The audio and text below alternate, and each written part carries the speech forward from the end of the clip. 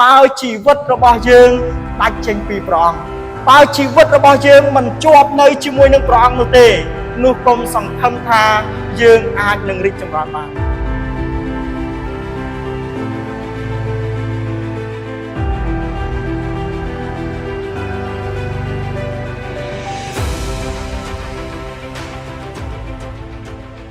ហាឡេលូយ៉ាអាមែនបាទជាដំបូងសូមសរសើរនឹងការដល់ព្រះអង្គនិងសូមថ្វាយសេរីរឿងដល់ព្រះសង្គ្រោះរបស់យើងដែលមានព្រះនាមថាអង្គព្រះយេស៊ូវគ្រីស្ទខ្ញុំបាទសូមគោរពនឹងជម្រាបសួរដល់លោកគ្រូអ្នកគ្រូព្រមទាំងពុកម៉ែបងប្អូនទាំងអស់គ្នានៅក្នុងព្រះគុណហើយនិងសេចក្តីស្រឡាញ់នៃអង្គព្រះយេស៊ូវគ្រីស្ទសុខសប្បាយពុកម៉ែបងប្អូនទាំងអស់គ្នាបាទអរព្រះគុណដល់ព្រះអង្គដែលព្រះអង្គជាព្រះតែងតែគង់នៅជាមួយយើងតែងតែថែរក្សាការពារដល់យើងឲ្យយើងទាំងអស់គ្នាបានរស់នៅប្រកបដោយសេចក្តីអំណរសេចក្តីសុខសាន្តដែលមកពីព្រះអង្គហើយនៅថ្ងៃនេះយើងអរគុណដល់ព្រះអង្គដែលព្រះអង្គជាព្រះបានប្រទានពេលវេលាដ៏ល្អឲ្យខ្ញុំហើយនិងពុកម៉ែបងប្អូនទាំងអស់គ្នាដែលជាកូនស្គូនភ្ញៀវរបស់ព្រះអង្គបានចូលមកនៅក្នុងដំណាក់របស់ទ្រង់ដើម្បីថ្វាយបង្គំដល់ព្រះអង្គឥឡូវខ្ញុំចង់ឲ្យពុកម៉ែបងប្អូនទាំងអស់គ្នាបានអាននៅក្នុងខទី18ជាមួយខ្ញុំទាំងអស់គ្នាម្ដងទៀតសូមបានប្រកាសឲ្យលឺជាមួយគ្នាចូលឲ្យអ្នករាល់គ្នាចម្រើនឡើងក្នុងព្រះគុណហើយក្នុងការស្គាល់ដល់ព្រះយេស៊ូវគ្រីស្ទជាព្រះអង្គម្ចាស់ជាព្រះអង្គសង្គ្រោះនៃយើងរាល់គ្នាសូមឲ្យទ្រង់បានសេរីល្អនៅជាន់ឥឡូវនេះដរាបដល់អស់កលជានិច្ចអាមែនឥឡូវនេះសូមឲ្យពុកម៉ែបងប្អូនទាំងអស់គ្នាបានអធិដ្ឋានជាមួយខ្ញុំដើម្បីសូមព្រះពរពីព្រះអង្គសូមកម្លាំងពីព្រះអង្គសូមប្រាជ្ញាពីព្រះអង្គមុនពេលដែលយើងស្ដាប់ព្រះបន្ទូលរបស់ព្រះអង្គជាមួយគ្នានៅពេលនេះ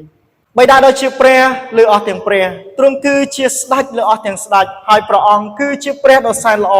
ព្រះម្ចាស់អើយគុណអរគុណដល់ព្រះអង្គសម្រាប់គ្រប់ទាំងព្រះពរព្រះគុណសេចក្តីស្រឡាញ់ដែលព្រះអង្គជាព្រះទ្រង់ផ្ដល់សម្រាប់កូនទាំងអស់គ្នាដែលជាកូនស្គូនភីរបស់ព្រះអង្គអរព្រះគុណដល់ព្រះអង្គដែលព្រះអង្គជាព្រះបានជ្រើសរើសយើងខ្ញុំឲ្យយើងខ្ញុំទាំងអស់គ្នាបានជឿដល់ព្រះអង្គហើយឲ្យយើងខ្ញុំទាំងអស់គ្នាបានត្រឡប់ក្លាយទៅជាកូនរបស់ព្រះអង្គម្ចាស់ផងដែរនេះគឺជាព្រះគុណដ៏អស្ចារ្យដែលព្រះអង្គជាព្រះបានផ្ដល់សម្រាប់កូនទាំងអស់គ្នាបិតាអើយនៅពេលនេះដែលកូនទាំងអស់គ្នានឹងស្ដាប់នៅព្រះបន្ទូលរបស់ព្រះអង្គសូមព្រះអង្គជាព្រះបានគង់នៅជាមួយនឹងកូនទាំងអស់គ្នាសូមបានបំពេញយើងខ្ញុំទាំងអស់គ្នាដោយព្រះវិញ្ញាណបរិសុទ្ធសូមព្រះវិញ្ញាណបរិសុទ្ធនៃទ្រង់បានជួយដល់កូនទាំងអស់គ្នាឲ្យកូនទាំងអស់គ្នាបានយល់នៅគ្រប់ទាំងព្រះបន្ទូលរបស់ព្រះអង្គនៅថ្ងៃនេះផងដែរបិតាអើយសូមឲ្យព្រះបន្ទូលរបស់ព្រះអង្គនៅថ្ងៃនេះបានក្រើនរំលឹកយើងខ្ញុំទាំងអស់គ្នាបានលើកទឹកចិត្តដល់យើងខ្ញុំទាំងអស់គ្នាបានកំសាន្តចិត្តដល់យើងខ្ញុំទាំងអស់គ្នាឲ្យយើងខ្ញុំទាំងអស់គ្នាកាន់តែមានសេចក្តីជំនឿដ៏រីកចម្រើននិងរឹងមាំឡើង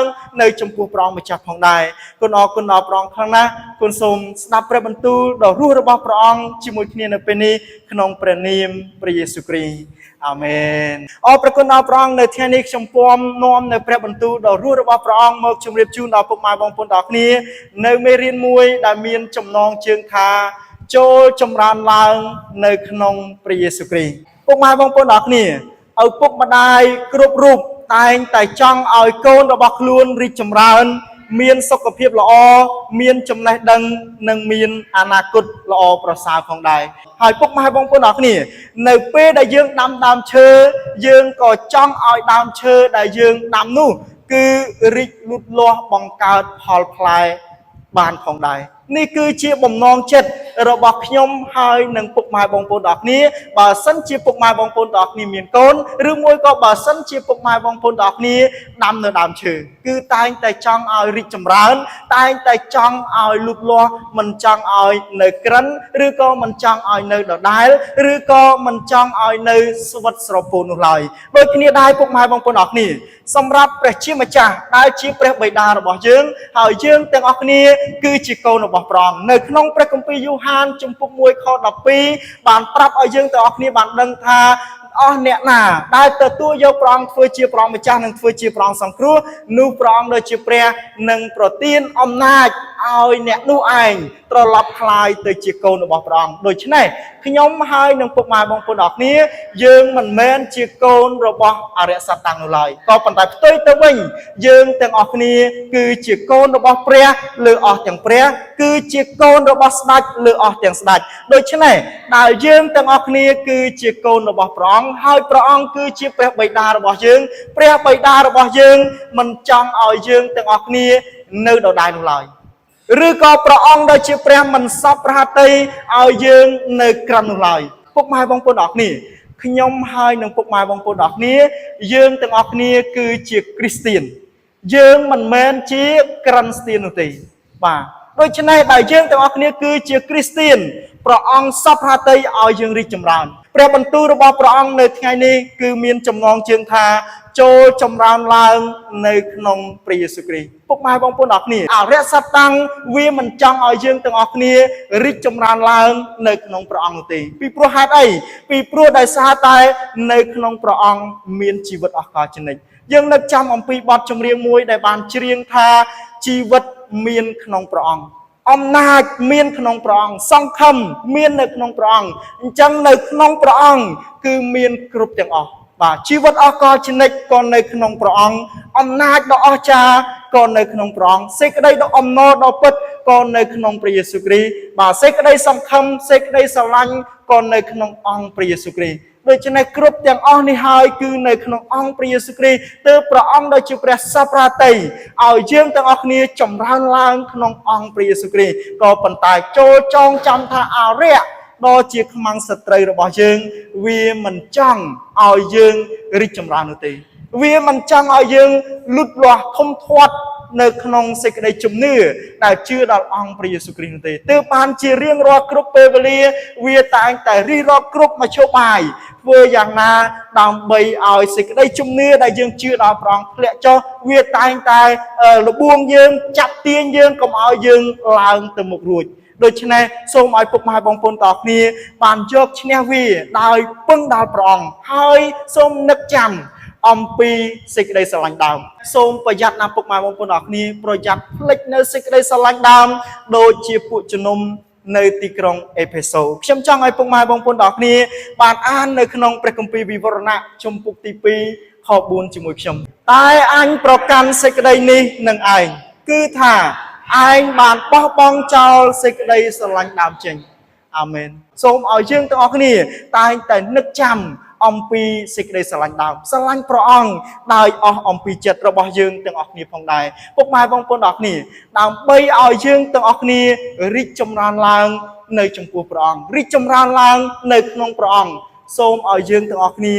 នៅជាប់អង្គព្រះយេស៊ូវគ្រីស្ទបើសិនជាយើងដាច់ចេញពីព្រះអង្គយើងនៅឆ្ងាយពីព្រះអង្គយើងមិនអាចរីកចម្រើនឡើងនៅក្នុងអង្គព្រះយេស៊ូវគ្រីស្ទបាននោះឡើយពីព្រោះពុកម៉ែបងប្អូនអរគ្នានៅក្នុងព្រះគម្ពីរយូហានជំពូកទី15ខ4ដល់ខ5ព្រះគម្ពីរបានចែងយ៉ាងដូចនេះថាចូលនៅជាប់នឹងខ្ញុំហើយខ្ញុំជាប់នឹងអ្នករាល់គ្នាចោះប្រៀបដូចជាខ្នែងបើមិននៅជាប់នឹងគល់នោះពុំអាចនឹងបង្កើតផលដោយឯកឯងបានទេដូច្នេះអ្នករាល់គ្នាក៏ពុំបានដែរលើកតែនៅជាប់នឹងខ្ញុំជាគល់អ្នករាល់គ្នាជាខ្នែងអ្នកណាដែលនៅជាប់នឹងខ្ញុំហើយខ្ញុំនៅជាប់នឹងអ្នកនោះទើបនឹងបង្កើតផលឡើងជាច្រើនត្បិតបើដាច់ពីខ្ញុំចេញនោះអ្នករាល់គ្នាពុំអាចនឹងធ្វើអ្វីបានទេអាមែននេះគឺជាព្រះបន្ទូលនៃសេចក្តីពិតដែលអង្គព្រះយេស៊ូវគ្រីស្ទព្រះអង្គបានមានព្រះបន្ទូលប្រាប់យើងយ៉ាងច្បាស់ថាឲ្យយើងទាំងអស់គ្នានៅជាប់នឹងព្រះអង្គពីព្រោះបើសិនជាយើងដាច់ចេញពីព្រះអង្គនោះយើងទាំងអស់គ្នាមិនអាចនឹងបង្កើតផលផ្លែនោះយើងទាំងអស់គ្នាមិនអាចនឹងរីកចម្រើនឡើងនៅចំពោះព្រះអង្គបាននោះទេឧទាហរណ៍ពុកម៉ែបងប្អូនអរគ្នាខ្ញុំបេះបាទស្លឹកដើមសុភមង្គលនេះចេញប្រសិនបើស្លឹកឈើនេះដាច់ចេញពីដើមហើយសំណួរសួរថាតើវាងាប់ឬមួយក៏វារស់បាទច្បាស់ណាស់វាប្រកាសជាងាប់ពីព្រោះវាដាច់ចេញពីដើមសុភមង្គលនេះហើយដូចគ្នាដែរពុកម៉ែបងប្អូនអរគ្នាបើជីវិតរបស់យើងដាច់ចេញពីព្រះអង្គបើជីវិតរបស់យើងមិនជាប់នៅជាមួយនឹងព្រះអង្គនោះទេនោះកុំសង្ឃឹមថាយើងអាចនឹងរីកចម្រើនបានដូច្នេះទាល់តែយើងទាំងអស់គ្នានៅជាប់ជាមួយនឹងព្រះអង្គហើយព្រះអង្គនៅជាប់ជាមួយនឹងយើងទើបជីវិតរបស់យើងទើបជំនឿរបស់យើងរឹងមាំឡើងនិងរីកចម្រើនឡើងនៅក្នុងសេចក្តីជំនឿដែលយើងជឿដល់អង្គព្រះយេស៊ូវគ្រីស្ទផងដែរព្រះអង្គដូចជាព្រះសព្វហាតី ឲ្យយើងទាំងអស់គ្នារីកចម្រើនឡើងនៅចំពោះព្រះអង្គថ្ងៃនេះខ្ញុំមាន3ចំណុចដើម្បីលើកមកជម្រាបជូនដល់ពុកម៉ែបងប្អូនទាំងអស់គ្នាដើម្បីឲ្យពុកម៉ែបងប្អូនទាំងអស់គ្នារីកចម្រើនឡើងនៅក្នុងអង្គព្រះយេស៊ូវគ្រីស្ទចាប់ផ្ដើមពីខែ11ឆ្នាំ2025នេះទៅដូច្នេះចំណុចទី1ពុកម៉ែបងប្អូនទាំងអស់គ្នាចូលប្រយ័ត្នក្រែងលោធ្លាក់ពីសេចក្តីខ្ជាប់ខ្ជួនដំបូងយើងទាំងអស់គ្នាបានដឹងហើយដើម្បីឲ្យយើងទាំងអស់គ្នាអាចរីកចម្រើនបានគឺឲ្យយើងទាំងអស់គ្នានៅជាប់ជាមួយនឹងព្រះអង្គហើយចំណុចទី1នេះគឺចូលប្រយ័ត្នក្រែងលោធ្លាក់ពីសេចក្តីខ្ជាប់ខ្ជួននៅក្នុងព្រះគម្ពីរពេត្រុសខ្សែទី2ជំពូក3ខ17ព្រះគម្ពីរបានចែងប្រាប់យើងយ៉ាងដូចនេះថាដូច្នេះពួកស្ងួនភៀអើយពួកស្ងួនភៀអើយគឺជាយើងទាំងអស់គ្នានៅទីនេះដែលកំពុងតែស្ដាប់ព្រះបន្ទូលរបស់ព្រះអង្គដូច្នេះព្រះអង្គដែលជាព្រះទ្រង់មានព្រះបន្ទូលមកកាន់យើងទាំងអស់គ្នាតាមរយៈសាវករបស់ព្រះអង្គគឺជាលោកពេត្រុសថាចូលប្រយ័ត្នដោយព្រោះអ្នករាល់គ្នាដឹងសេចក្តីនោះជាមុនហើយក្រែងលើធ្លាក់ពីសេចក្តីខ្ជាប់ខ្ជួនរបស់អ្នករាល់គ្នាចេញដោយបណ្ដោយតាមសេចក្តីវង្វេងរបស់ពួកទទឹងច្បាប់នោះអាមែនខ្ញុំហើយនឹងពុកម៉ែបងប្អូនទាំងអស់គ្នាយើងទាំងអស់គ្នាគឺជាកូនរបស់ព្រះអង្គដូច្នេះយើងទាំងអស់គ្នាមានព្រះបន្ទូលរបស់ព្រះអង្គគឺជាព្រះគម្ពីរប៊ីបដែលមាន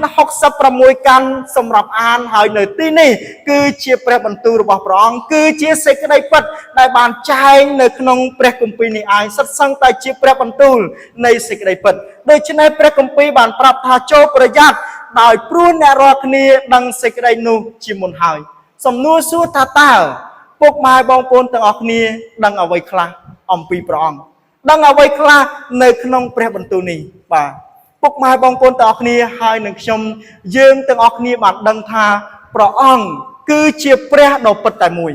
យើងទាំងអស់គ្នាដឹងថាព្រះអង្គគឺជាព្រះអធិការដែលបង្កើតផ្ទៃមេឃនិងផែនដីហើយនឹងរបស់សព្វសារពើទាំងអស់ពីព្រោះនៅក្នុងព្រះគម្ពីរនេះគឺនៅក្នុងដើមនៃកាន់ព្រះគម្ពីរគឺព្រះគម្ពីរលោកុបាទបានប្រាប់យើងទាំងអស់គ្នាឲ្យដឹងយ៉ាងច្បាស់ថាកាលដើមដំបូងឡើយព្រះបានបង្កើតផ្ទៃមេឃនិងផែនដីអញ្ចឹងព្រះបន្ទូលរបស់ព្រះអង្គនៅទីនេះគឺអត់មានលាក់បាំងយើងទាំងអស់គ្នានោះទេឲ្យយើងទាំងអស់គ្នាបានដឹងថាព្រះរបស់យើងមានអំណាចចេស្តាព្រះអង្គជាព្រះអធិការដែលបង្កើតផ្ទៃមេឃនិងផែនដីព្រមទាំងរបស់សព្វសារពើផងដែរហើយយើងទាំងអស់គ្នាដឹងអីទៀតយើងទាំងអស់គ្នាដឹងថា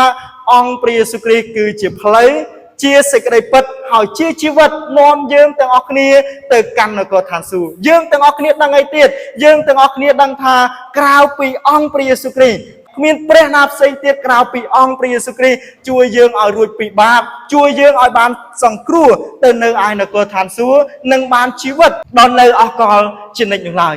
នេះគឺជាអ្វីដែលយើងបានជឿនេះគឺជាអ្វីដែលយើងទាំងអស់គ្នាបានដឹងហើយតើយើងជឿអីទៀតយើងដឹងអីទៀតយើងជឿនឹងដឹងថា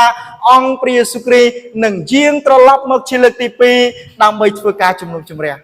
ហើយនេះគឺជាអ្វីដែលយើងទាំងអស់គ្នាបានដឹងហើយយើងទាំងអស់គ្នាបានដឹងបន្ថែមទៀតថាមុនពេលដែលអង្គព្រះយេស៊ូវគ្រីស្ទយាងមកជាលើកទី2នឹងមាន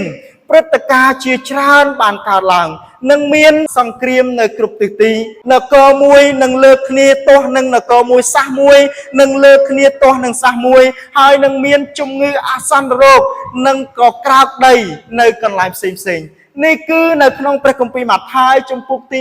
24បានប្រាប់ដល់យើងទាំងអស់គ្នាអញ្ចឹងព្រះបន្ទូលរបស់ព្រះអង្គគឺជាពន្លឺគឺជាសេចក្តីពិតដែលបានប្រាប់ឲ្យយើងទាំងអស់គ្នាបានដឹងអស់ទាំងសេចក្តីទាំងអស់នោះឯងហើយព្រះអង្គដែលជាព្រះបានប្រាប់យើងថាមុនពេលដែលអង្គព្រះយេស៊ូវគ្រីស្ទយាងមកនឹងមានពួកខុសឆ្គងនឹងមានគ្រូខ្លាញ់ជាច្រើនដែលបង្រៀនព្រះបន្ទូលតាមចិត្តរបស់ពួកគេហេតុដូច្នេះហើយទើបបានជានៅក្នុងព្រះគម្ពីរពេត្រុសខ្សែទី2ជំពូក3ខ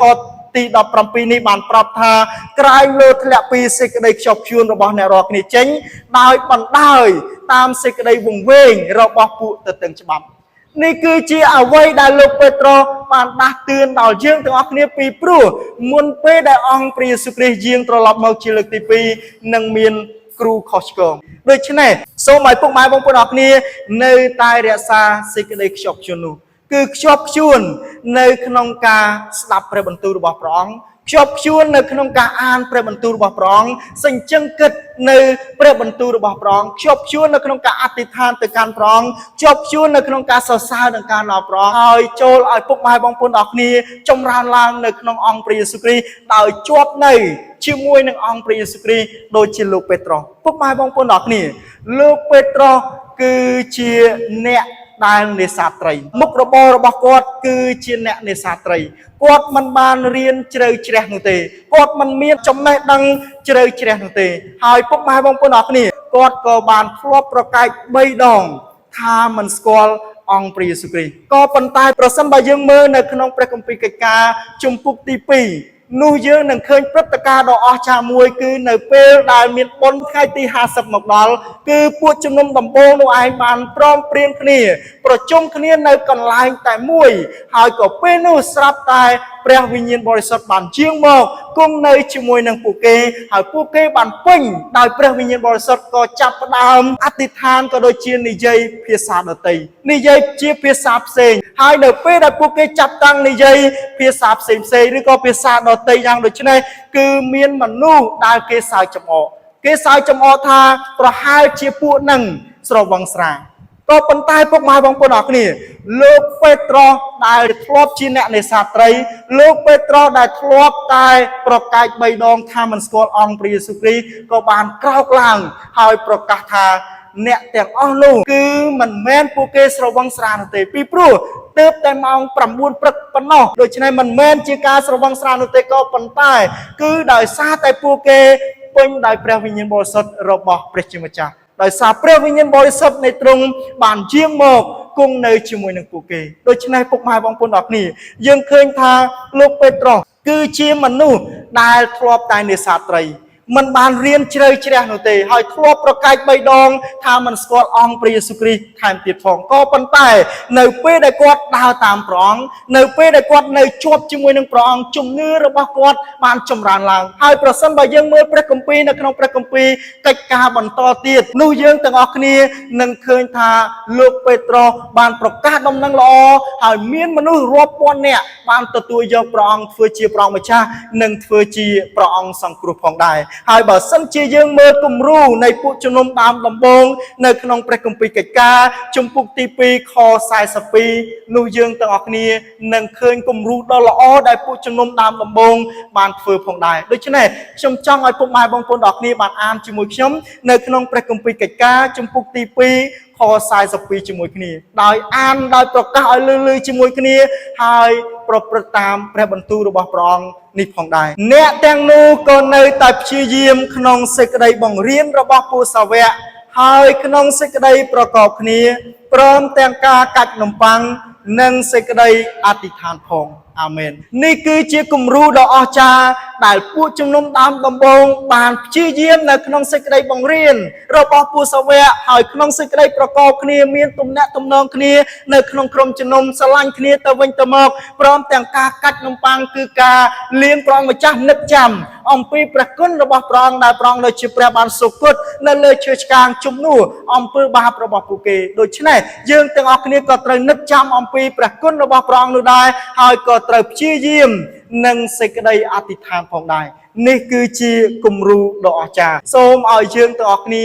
នៅជាប់ជាមួយនឹងព្រះអង្គកុំនៅឆ្ងាយពីព្រះអង្គឡើយបើសិនជាយើងដាច់ឆ្ងាយពីព្រះអង្គនោះយើងមិនអាចរីកចម្រើនបាននោះឡើយនោះយើងមិនអាចនឹងបង្កើតផលផ្លែបានឡើយនេះគឺជាចំណុចទី1ពុកម៉ែបងប្អូនទាំងអស់គ្នាសូមឲ្យពុកម៉ែបងប្អូនទាំងអស់គ្នាប្រយ័ត្នក្រែងលោតធ្លាក់ពីសេចក្តីខ្ជាប់ខ្ជួនចំណុចទី2ចូលចម្រើនឡើងក្នុងព្រះគុណនៅក្នុងព្រះគម្ពីរពេត្រុសខ្សែទី2នៅដើមខទី18ព្រះគម្ពីរបានប្រាប់ឲ្យយើងទាំងអស់គ្នាបានដឹងយ៉ាងច្បាស់ថាចូលឲ្យអ្នករាល់គ្នាចម្រើនឡើងក្នុងព្រះគុណនេះគឺជាបំណងព្រះហឫទ័យរបស់ព្រះអង្គដែលព្រះអង្គជាព្រះទ្រង់សពព្រះហឫទ័យមានបន្ទូលមកកាន់យើងទាំងអស់គ្នានៅដើមខែទី11នេះគឺនៅដើមសប្តាហ៍នៃខែ11នេះគឺឲ្យយើងទាំងអស់គ្នាចម្រើនឡើងនៅក្នុងព្រះគុណសំណួរសួរតើចម្រើនឡើងនៅក្នុងព្រះគុណមានន័យយ៉ាងដូចម្តេចចម្រើនឡើងនៅក្នុងព្រះគុណគឺមានន័យថាឲ្យពុកម៉ែបងប្អូនទាំងអស់គ្នាបានដឹងយ៉ាងច្បាស់ ដឹងអំពីព្រះគុណដ៏អស្ចារ្យរបស់ព្រះជាម្ចាស់ដែលព្រះអង្គដូចជាព្រះបានផ្ដល់ព្រះគុណដ៏អស្ចារ្យសម្រាប់ខ្ញុំហើយនឹងពុកម៉ែបងប្អូនអរគ្នាបើសិនជាគ្មានព្រះគុណរបស់ព្រះអង្គយើងទាំងអស់គ្នាមិនអាចនឹងរស់នៅបានតទៅសោះគ្រប់ទាំងអស់គឺជាព្រះគុណរបស់ព្រះអង្គសូម្បីតែខ្យល់ដង្ហើមដែលពុកម៉ែបងប្អូនទាំងអស់គ្នាកំពុងតែដករាល់គ្រប់វិនាទីទាំងអស់ដកចេញចូលដើម្បីរស់មានជីវិតសពថ្ងៃនេះគឺជាព្រះគុណរបស់ព្រះទឹកភ្លៀងពន្លឺថ្ងៃពន្លឺព្រះអាទិត្យពន្លឺដួងខែដែលបំភ្លឺនៅពេលយប់ទឹកភ្លៀងអ្វីគ្រប់សពបែបយ៉ាងគឺជាព្រះគុណរបស់ព្រះអង្គដែលព្រះអង្គដែលជាព្រះទ្រង់ផ្ដល់សម្រាប់យើងទាំងអស់គ្នាដូច្នេះឲ្យយើងទាំងអស់គ្នាបានដឹងអំពីព្រះគុណនោះហើយជាពិសេសគឺឲ្យយើងទាំងអស់គ្នាបានដឹងអំពីព្រះគុណដ៏អស្ចារ្យដែលព្រះអង្គដែលជាព្រះបានលះចោលនគរឋានសួគ៌ហើយយាងមកយកនិស្ស័យជាមនុស្សនៅលើផែនដីនេះហើយទ្រង់ដែលជាព្រះបានសូគត់នៅលើឈើឆ្កាងជំនួសអំពើបាបរបស់ខ្ញុំហើយនឹងពុកម៉ែបងប្អូនអរគ្នាហើយព្រះអង្គដែលជាព្រះមិនសូគត់រហូតនោះឡើយ3ថ្ងៃក្រោយមកព្រះអង្គដែលជាព្រះបានរស់ពីសូគត់ឡើងវិញពុកម៉ែបងប្អូនអរគ្នាបើសិនជាគ្មានព្រះគុណរបស់ព្រះអង្គយើងទាំងអស់គ្នាច្បាស់ណាស់នឹងត្រូវស្លាប់ហើយធ្លាក់ទៅក្នុងបឹងភ្លើងដែលឆេះអស់កលជានិច្ចក៏ប៉ុន្តែដោយសារតែព្រះគុណរបស់ព្រះអង្គយើងមានឯកសិទ្ធិនៅក្នុងការដែលត្រឡប់ក្លាយទៅជាកូនរបស់ព្រះអង្គហើយទទួលបានជីវិតអស់កលជានិច្ចនៅឯនគរឋានសួគ៌ផងដែរដូច្នេះចូលឲ្យអ្នករាល់គ្នាចម្រើនឡើងនៅក្នុងព្រះគុណមានន័យថារស់នៅដោយដឹងដោយស្គាល់ដោយអរព្រះគុណដល់ព្រះអង្គសម្រាប់ព្រះគុណដ៏អស្ចារ្យដែលព្រះអង្គដែលជាព្រះបានផ្ដល់សម្រាប់យើងទាំងអស់គ្នាផងដែរដូចជាលោកសាវកពលពុកម៉ែបងប្អូនអរគ្នាលោកសាវកពលគឺគាត់អរព្រះគុណដល់ព្រះអង្គគាត់ចម្រើនឡើងនៅក្នុងព្រះគុណរបស់ព្រះអង្គគាត់ថាគ្រប់ការទាំងអស់គឺដោយសារតែព្រះគុណរបស់ព្រះជាម្ចាស់ផងដែរឥឡូវសូមពុកម៉ែបងប្អូនអរគ្នាបានអាននៅក្នុងព្រះគម្ពីរកូរិនថូសខ្សែទី1ជំពូកទី15ខ9ដល់ខទី10ជាមួយខ្ញុំទាំងអស់គ្នាត្បិតក្នុងបណ្ដាពួកសាវកនោះខ្ញុំជាអ្នកតូចជាងគេមិនគួរនឹងហៅខ្ញុំជាសាវកផងទេពីព្រោះខ្ញុំបានបៀតបៀនដល់ពួកជំនុំនៃព្រះប៉ុន្តែដែលខ្ញុំបានជាយ៉ាងណានោះគឺបានដោយព្រះគុណនៃព្រះទេហើយព្រះគុណដែលទ្រង់បានផ្ដល់មកខ្ញុំនោះមិនមែនជាអាសាឥតកាលឡើយត្បិតខ្ញុំខំធ្វើការលើសជាងអ្នកទាំងនោះសន្ធឹកណាស់ប៉ុន្តែមិនមែនជាខ្ញុំគឺជាព្រះគុណនៃព្រះដែលសន្ធិដ្ឋនៅនឹងខ្ញុំវិញអាមែននេះគឺជាអ្វីដែលលោកសាវកពលបានប្រាប់ដល់យើងទាំងអស់គ្នាលោកសាវកពលពីមុនគាត់ឈ្មោះថាសុលគាត់ធ្លាប់ស្អប់ដល់អង្គព្រះយេស៊ូវគ្រីស្ទគាត់ធ្លាប់ស្អប់ដល់អ្នកជឿដល់អង្គព្រះយេស៊ូវគ្រីស្ទគាត់ធ្លាប់បៀតបៀនគាត់ធ្លាប់វាយដំក៏ដូចជាចាប់អ្នកជឿដល់ព្រះយេស៊ូវគ្រីស្ទដាក់គុកក៏ប៉ុន្តែដោយសារព្រះគុណរបស់ព្រះអង្គដ៏ជាព្រះនៅតែផ្ដល់សេចក្តីសប្បុរសព្រះអង្គដ៏ជាព្រះនៅតែផ្ដល់សេចក្តីមេត្តាករុណាសេចក្តីស្រឡាញ់ផ្ដល់ព្រះគុណសម្រាប់លោកសាវកពលហើយត្រាស់ហៅលោកសាវកពលឲ្យលោកសាវកពលបានជឿដល់ព្រះអង្គហើយមានឯកសិទ្ធិនៅក្នុងការបម្រើពន្ធកិច្ចរបស់ព្រះអង្គនិងប្រកាសព្រះបន្ទូលរបស់ព្រះអង្គនៅគ្រប់ទិសទីដូច្នេះលោកសាវកពលបានប្រាប់ថាគ្រប់ការទាំងអស់នេះគឺជាព្រះគុណរបស់ព្រះសូមឲ្យពុកម៉ែបងប្អូនទាំងអស់គ្នាដូចជាលោកសាវកពលរស់នៅជារៀងរាល់ថ្ងៃពឹងអាងលើព្រះគុណរបស់ព្រះអង្គតែងតែនឹកចាំអំពីព្រះគុណរបស់ព្រះអង្គដឹងគុណព្រះអង្គនៅក្នុងជីវិតរបស់យើងទាំងអស់គ្នាផងដែរពីព្រោះបើសិនជាគ្មានព្រះគុណរបស់ទ្រង់យើងទាំងអស់គ្នាមិនអាចរស់នៅបានតទៅសោះចូលឲ្យពុកម៉ែបងប្អូនទាំងអស់គ្នាចម្រើនឡើងនៅក្នុងព្រះគុណរបស់ព្រះអង្គពីព្រោះនៅពេលដែលពុកម៉ែបងប្អូនដឹងស្គាល់អំពីព្រះគុណរបស់ព្រះអង្គនោះពុកម៉ែបងប្អូនទាំងអស់គ្នានឹងកាន់តែជឿទុកចិត្តយ៉ាងមាំមួននៅចំពោះអង្គព្រះយេស៊ូវគ្រីស្ទផងដែរចំណុចទី3ចុងក្រោយពុកម៉ែបងប្អូនទាំងអស់គ្នាចូលចម្រើនឡើងក្នុងការស្គាល់ដល់ព្រះយេស៊ូវគ្រីស្ទនៅក្នុងព្រះគម្ពីរពេត្រុសខ្សែទី2ជំពូក3ខទី18ដដែលបន្តពីចូលឲ្យអ្នករាល់គ្នាចម្រើនឡើងក្នុងព្រះគុណព្រះគម្ពីរបានប្រាប់ថាហើយក្នុងការស្គាល់ដល់ព្រះយេស៊ូវគ្រីស្ទជាព្រះអង្គម្ចាស់ជាព្រះអង្គសង្គ្រោះនៃយើងរាល់គ្នាសូមឲ្យទ្រង់បានសេរីល្អនៅជាន់ឥឡូវនេះដល់រាបដល់អស់កលជានិច្ចអាមែនព្រះអង្គដ៏ជាព្រះឲ្យយើងទាំងអស់គ្នាចម្រើនឡើងនៅក្នុងការស្គាល់ដល់អង្គព្រះយេស៊ូវគ្រីស្ទគឺស្គាល់ព្រះអង្គដ៏ជាព្រះយ៉ាងច្បាស់មិនមែនប្រហែល mình men lum lum nụ tì bà cứ ao dương to kia bạn đăng bạn chưa bạn score prong lo chip re yang chma tha prong cứ chia prong song cru rồi bỏ dương to kia pi pru pre công pi bạn prap ta chia prong mà cha chia prong song cru nơi dương to kia số mọi phúc mai bông phun đọc kia score prong yang chma bạn này hai đầm bay ao dương to kia ai score prong bạn phúc mai bông phun đọc kia nơi tì này cứ chia pre bần tu rồi bỏ prong cứ số mọi phúc mai bông phun đọc kia bạn an pre bần tu rồi bỏ prong pi pru